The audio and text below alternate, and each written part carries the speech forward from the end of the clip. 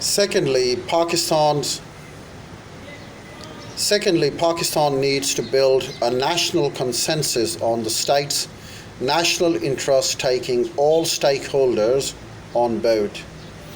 This would help achieve some form of civil military harmony, and everyone will be on one page on core national interests.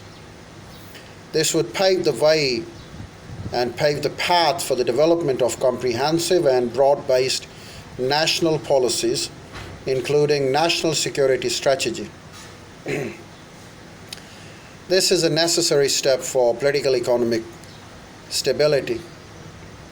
Thirdly, with national consensus and the clarity on core national interest, Pakistan will be better able to conduct its foreign relations with strong conviction.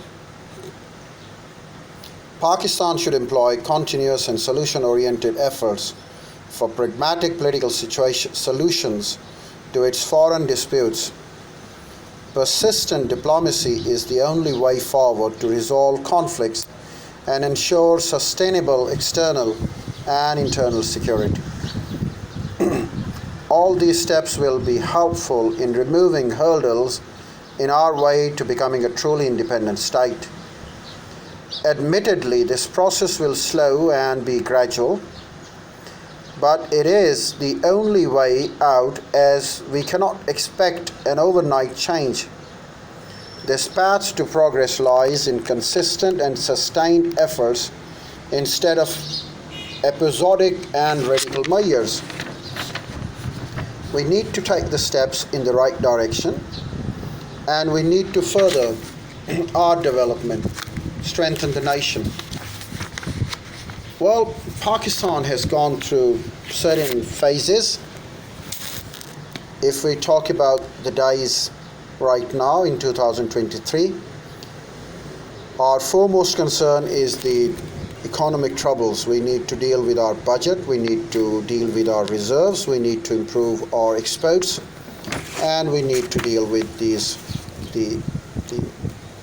mountain of foreign debt. A decade ago, we were faced with terrorism, terrorism within our borders.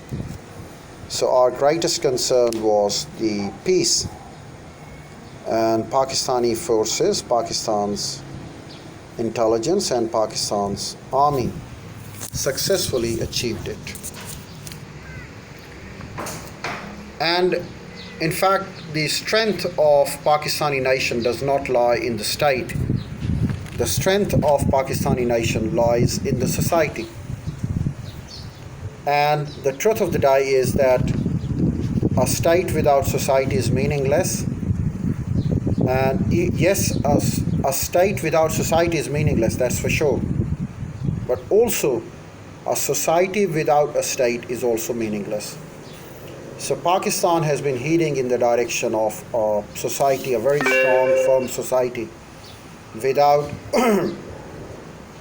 a proper state has become meaningless, and that is the reason, in fact. What Pakistan needs to do here, Pakistan should urgently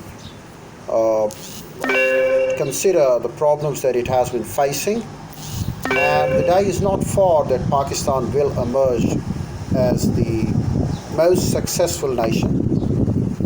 As far as the true independence is concerned, believe you me, even the European nations, talk about the members of EU, they do not have true independence. Yes, it is true. If you go and analyze the member states of EU, European nations, speaking about them technically, speaking about them constitutionally, speaking about them legally, they are less independent than what we are over here.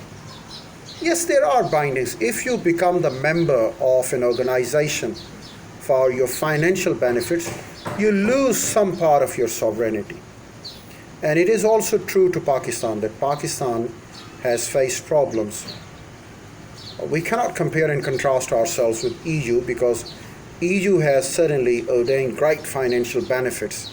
If they have sacrificed something, they have got far better than that.